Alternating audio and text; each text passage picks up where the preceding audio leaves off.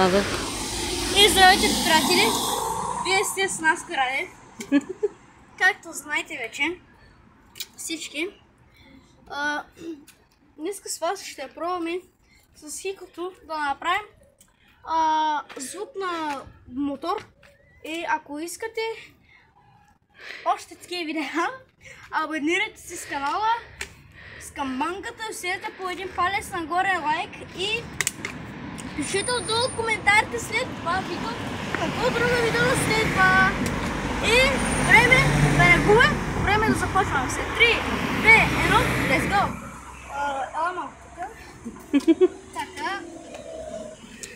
И първото нещо, ако искате вие да разберете как да се научите, да се подхвалите, научите се от мен. Така.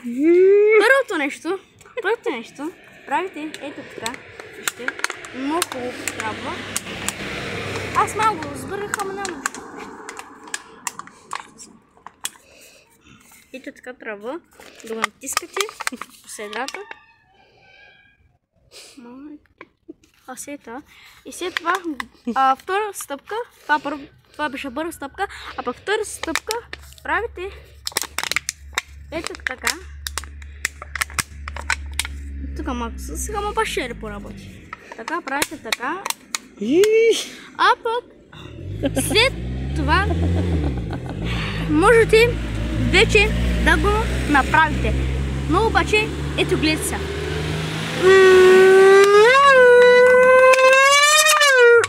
И задължително, ако искате, и задължително същото, ако искате, ето така да бръмчи много силно така. Ето така правите, ето това го натискате, ето така. Гледайте сега.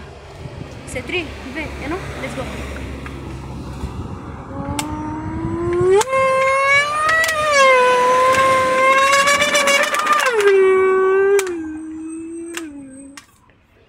И това беше от мене.